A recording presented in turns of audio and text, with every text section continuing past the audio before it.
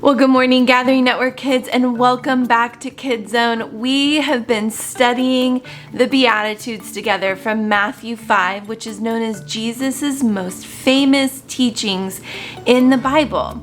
We've learned in lesson 1 what beatitude meant. We've talked about what it means to be poor in spirit. We've talked about what it means to mourn, and today we're gonna look at verse 5, which says, God blesses the meek, for they shall inherit the earth. Now, meek is a tiny little word with a really big meaning. Most people today don't really understand what Jesus meant by the word meek. And the word meek means something different today than it did when Jesus used it. Many people think that the word meek means weak, not having much power or strength, when actually it doesn't mean that at all. The word meek is actually a pretty cool word, and once we understand what Jesus meant by using this word, we'll have a better chance at understanding how we can be meek. Your dictionary at home might say that the word meek means having or showing a quiet and gentle nature, not wanting to fight or argue with other people. But when Jesus said, "Blessed are the meek, for they shall inherit the earth," in Matthew 5:5, it wasn't about being weak or not wanting to fight or argue.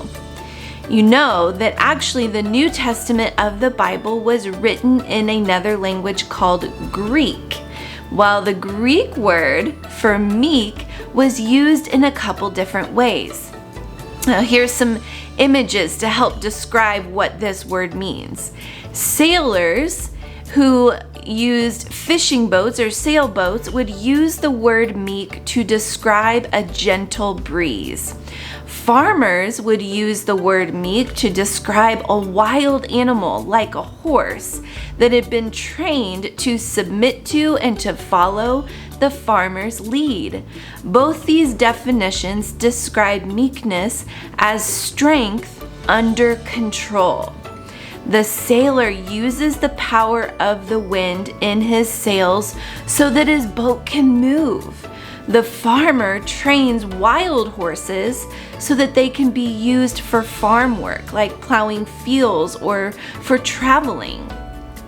The wind doesn't become weak when the sailor uses it to sail, and the horse doesn't become weak when the farmer uses him to do work or for traveling.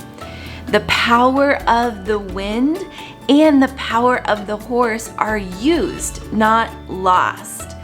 So when Jesus says that God's kingdom, those in God's kingdom are meek, he is saying that they are not weak and powerless. He is saying that they submit their power to God's will and they let God lead their lives. Meek people trust in the Lord because they know God's ways are best. Being meek is giving our power and our way of doing things to God and learning to trust Him. It's learning to stay calm when people do wrong things.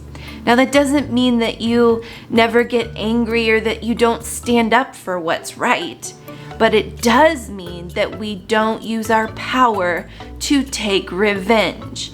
Revenge is when we want to hurt someone back the way they hurt us.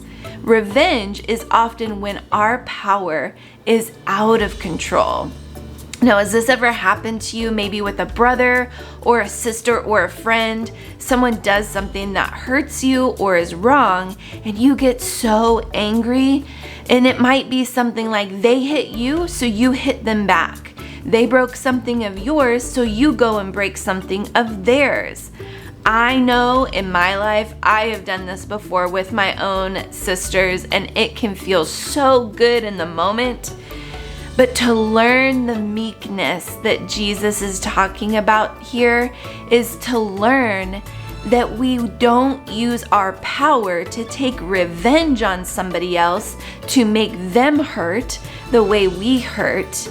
We give control of our power to God, and we trust that He will do the work needed in someone else's heart and someone else's life when they've maybe done something wrong.